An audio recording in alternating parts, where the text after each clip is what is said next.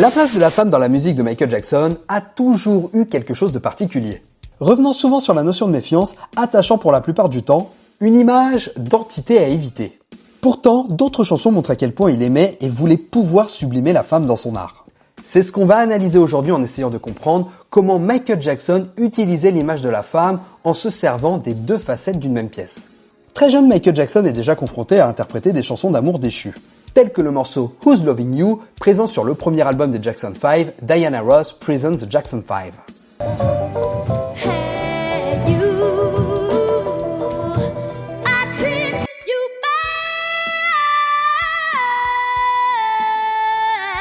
Au grand étonnement du public, dès l'âge de 10 ans, il était capable de proposer le titre avec toute la souffrance qu'il lui impose, celui-ci donnant le sentiment de vivre cette rupture amoureuse alors qu'il est censé techniquement ne jamais en avoir vécu vu son jeune âge. Alors bien sûr, la discographie des Jackson 5 vont comporter bon nombre de chansons d'amour. Mais concrètement, Michael y était là le simple interprète de paroles assez classiques.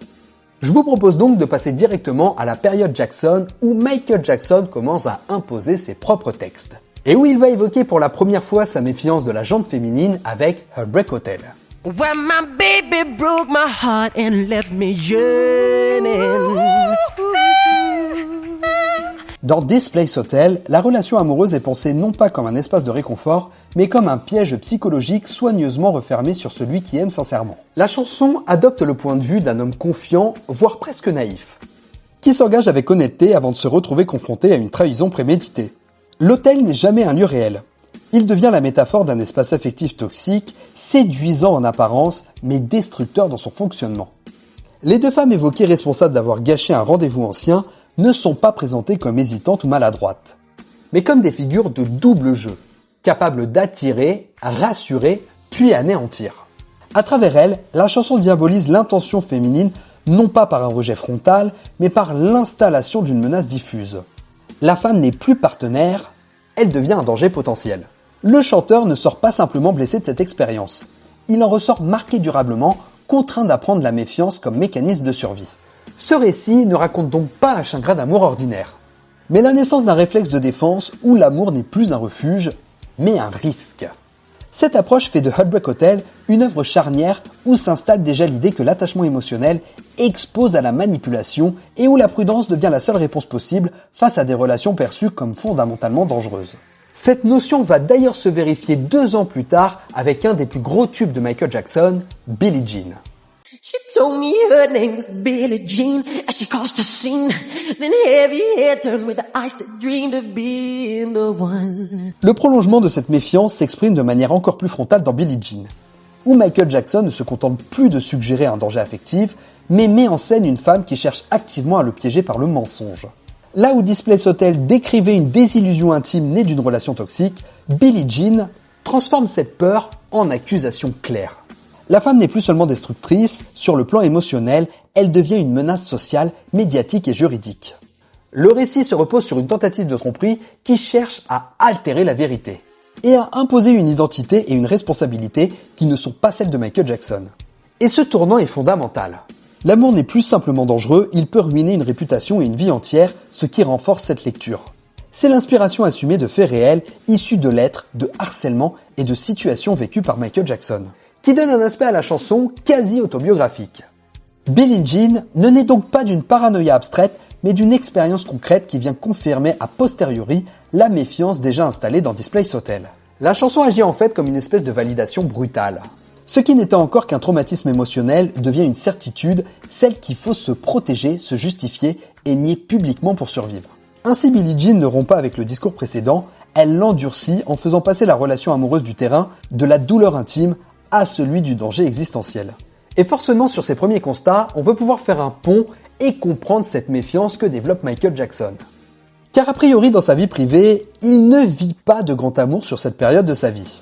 Alors on a beaucoup évoqué l'amour qu'il semble porter à Diana Ross à ce moment-là, celui-ci reste en secret et surtout ne semble pas être nourri par une réciprocité de la part de la chanteuse.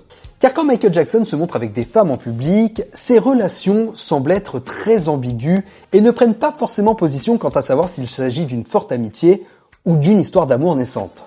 On peut prendre Brooke Shields comme exemple.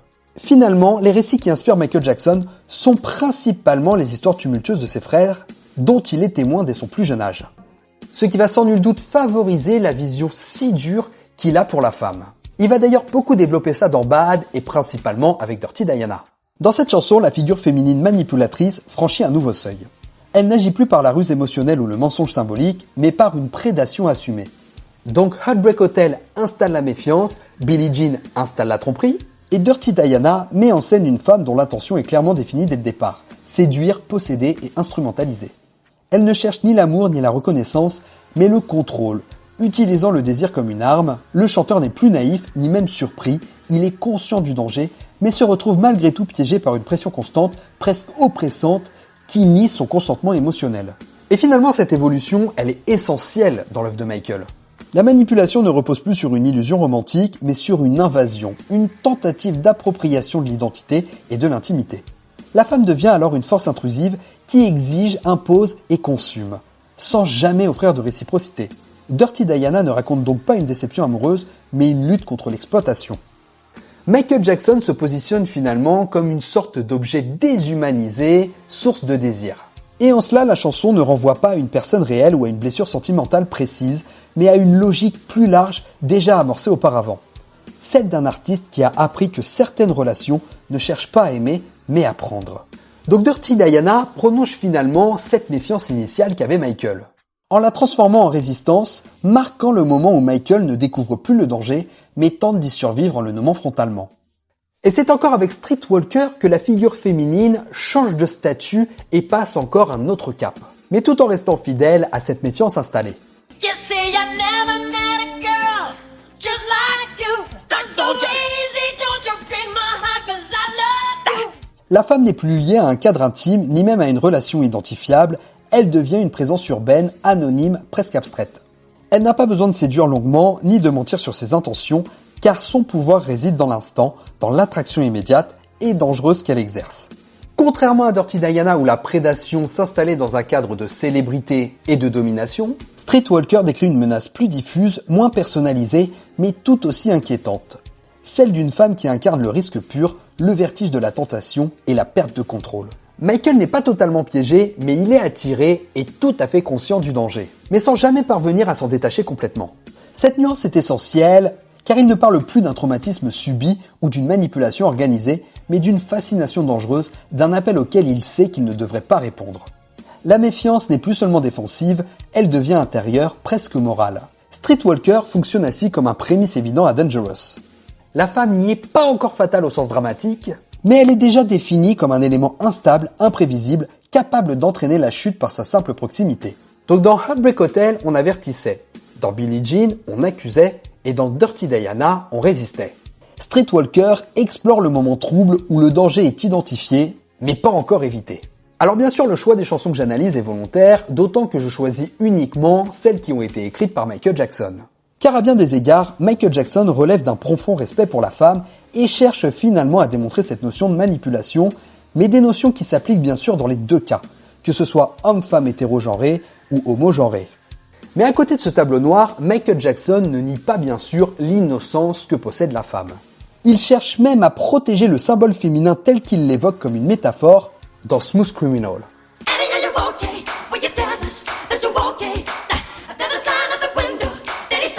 Avec ce texte, Michael Jackson opère une rupture fondamentale dans la représentation du danger. Pour la première fois, la menace n'est plus incarnée par la femme, mais par un tiers violent, extérieur à la relation. Car Annie n'est ni manipulatrice, ni ambiguë dans la chanson. Elle est une victime silencieuse, autour de laquelle se construit un récit de suspicion et d'urgence. Et cette inversion dans la chanson est capitale, car elle déplace la focale morale. Après une succession de chansons où la femme incarnait le risque émotionnel, social ou psychologique, Smooth Criminal présente un monde où le danger est clairement identifié, tangible et masculinisé. Le Michael n'est plus piégé par le désir ou la fascination, et ce contraste agit un peu comme une respiration narrative dans tout le récit de l'œuvre de Michael. Il ne généralise pas la défiance, il la recontextualise. En montrant une femme vulnérable et un criminel anonyme, il inverse les rôles établis jusque-là et réintroduit la possibilité de l'innocence. Smooth Criminal ne nie pas la méfiance développée dans les œuvres précédentes, mais il la redirige.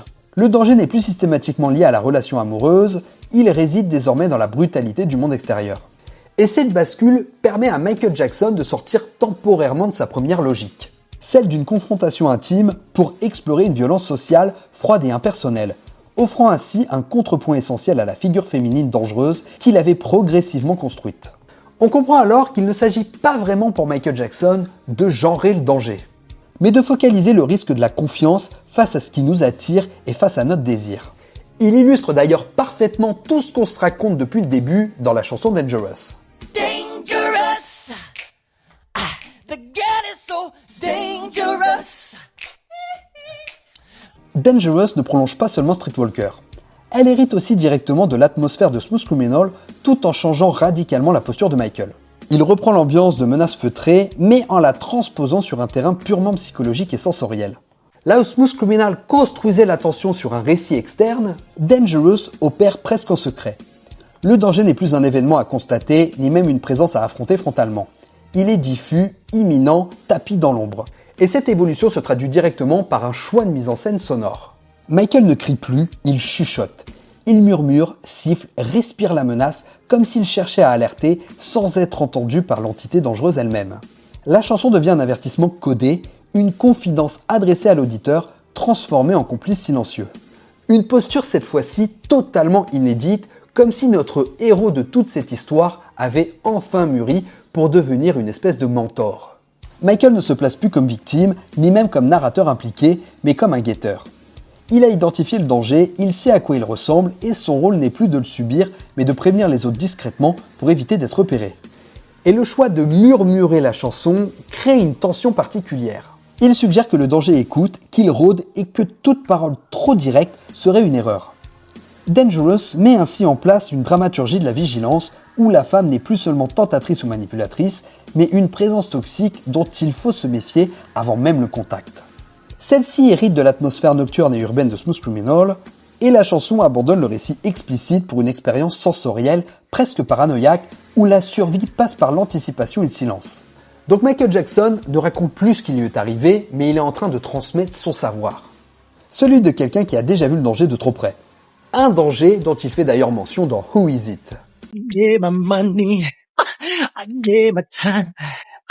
Il n'y a plus de métaphore de lieu, plus de figure prédatrice ambiguë, plus de tension nocturne. Il ne reste qu'une trahison intime et directe.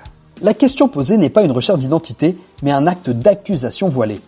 Elle traduit l'incompréhension face à une loyauté brisée et à une confiance mal placée. La méfiance initiale qui naît dans Heartbreak Hotel et qui se voit être confirmée au fil des chansons trouve ici sa formulation la plus dépouillée. Le danger n'est pas extérieur, il vient de l'intérieur, même de la relation. Who Is It fonctionne ainsi comme une épure émotionnelle où Michael Jackson ne décrit plus le mécanisme du piège, mais le résultat irréversible de celui-ci. Le message est donc clair et même brutal. Après avoir vu pressenti, averti et résisté, il ne reste plus qu'une question, celle que l'on se pose quand la confiance est définitivement rompue. Et c'est même par la suite qu'il va concrétiser la violence, la rendant presque physique dans Blood on the Dance Floor. Blood is on the dance floor. Blood is on the knife. La menace longtemps annoncée franchit enfin le seuil irréversible de la violence physique. Après avoir averti, chuchoté, pressenti et nommé le danger, Michael Jackson ne décrit plus un potentiel danger car l'acte est déjà accompli. Le piège n'est plus psychologique, il est corporel. La relation ne détruit plus seulement la confiance, elle met la vie en jeu. La femme n'est plus une manipulatrice diffuse ni une tentation dangereuse, elle devient une figure explicite, létale, associée à la trahison ultime. Et ce basculement donne tout son sens à la progression précédente qu'on exprime depuis le début. Blood on the Dance Floor n'est pas une surenchère gratuite, mais l'aboutissement logique d'un cycle où la prévention a échoué. La danse, symbole de séduction et de proximité, se transforme en scène de crime, l'espace de plaisir devient un lieu d'exécution. Donc Michael ne cherche plus à comprendre ou à prévenir, il constate simplement les conséquences. La violence physique agit ici comme une clôture narrative brutale après la méfiance, l'alerte et la trahison. Il ne reste plus que le sang comme preuve irréfutable que le danger était réel. Cette chanson ne met pas en scène la peur de l'amour, mais la certitude que l'aveuglement face aux signaux d'alerte conduit à la destruction. En fait, malgré tout ça, il faut comprendre que Michael Jackson ne cherche jamais à diaboliser l'image de la femme, qu'elle soit sociale ou morale. Son œuvre regorge au contraire de chansons où il sublime le charme, la douceur, le respect et la responsabilité affective qu'un homme doit offrir à celle qu'il aime. Mais à travers les textes que nous avons analysés aujourd'hui, la femme cesse d'être un individu pour devenir une allégorie. Et en l'occurrence, une allégorie pour la confiance. Michael Jackson a passé sa vie entouré de personnes auxquelles il a dû se livrer, se confier, déléguer, et malheureusement très souvent à tort. Des managers, des proches, des partenaires, des intermédiaires qui pour certains n'ont vu en lui qu'un intérêt à exploiter.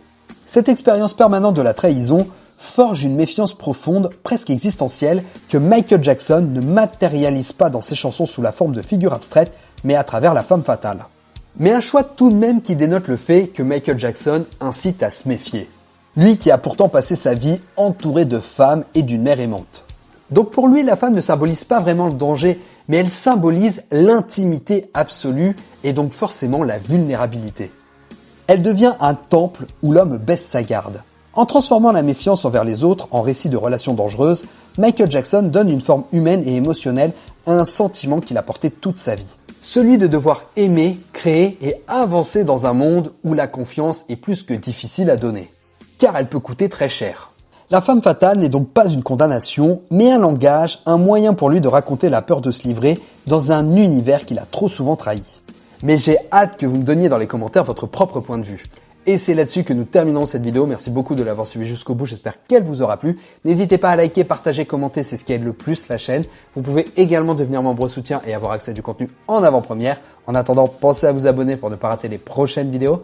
Moi, je vous laisse. Ciao les amis.